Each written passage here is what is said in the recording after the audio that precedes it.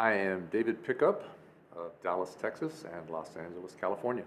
I was the quintessential kid that was set up for homosexuality on several levels. I didn't identify well with my gender in growing up for various reasons. I wasn't close to my father at all. I was defensively detached from him during a phase of my life where I was more attached to my sister or mother and that kind of thing. I was also bullied by my peers because I think I was a very sensitive boy. And so I always felt odd, not boy enough. And then later on through puberty and above that even, not man enough.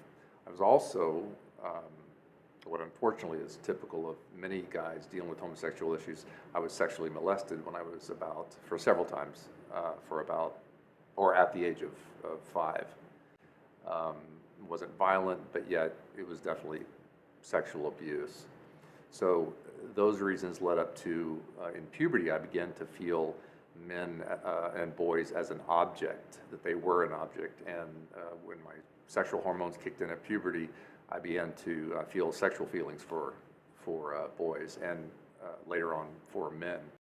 So I was also the poster boy for repression, growing up in a very faithful, religious, conservative home, which had a lot of good things to it, but it also led to a lot of shame. It went undetected, and a kind of a false self, not hypocritical self, but a kind of false self. I just really wasn't who I was destined to be, in other words.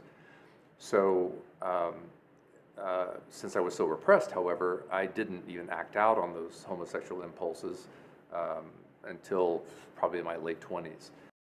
About 3 years later after that, I saw Dr. Nicolosi, who created reparative therapy, real reparative therapy, and learned that there was hope through therapy for me.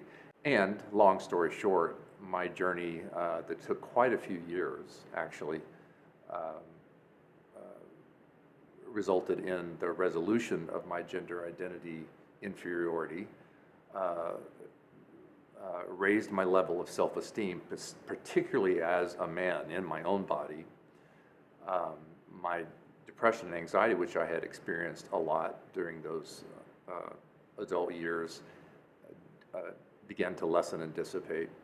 And I began also to get a lot of the male emotional needs that I never had hardly one bit of growing up.